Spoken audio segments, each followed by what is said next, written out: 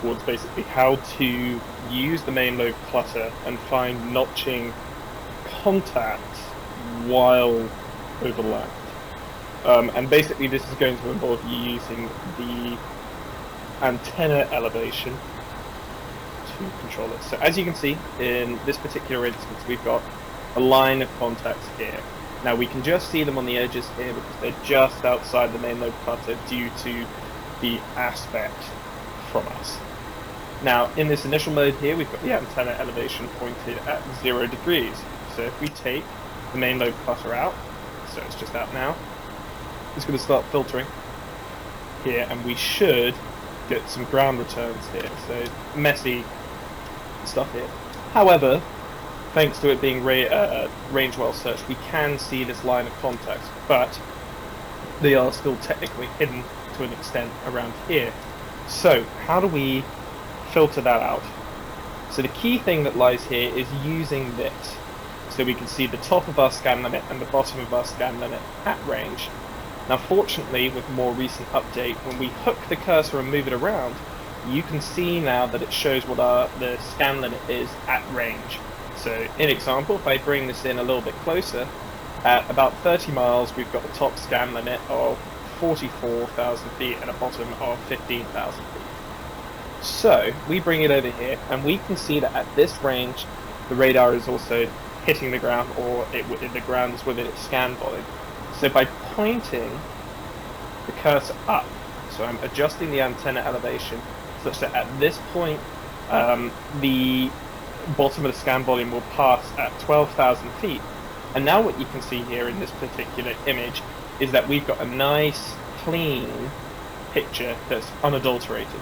So if we look at the DDD, we can come across here and we'll just wait for this to filter across.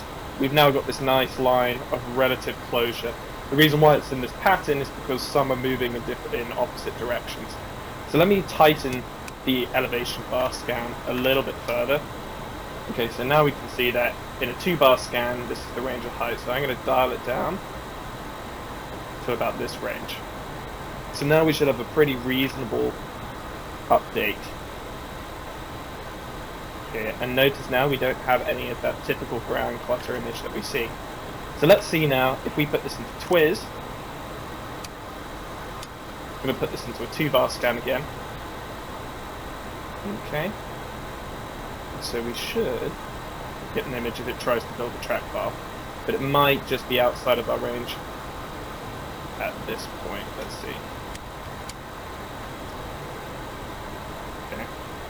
Maybe we need to get a little bit closer. So we still have the context. Oh no, it's because I put it in the full stop the search. So that would explain. Okay, here we are again.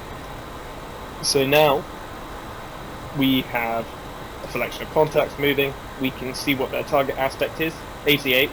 So they're beaming us and moving across. So let's go in the front seat and see if I select Phoenix. Go here, excuse the autopilot.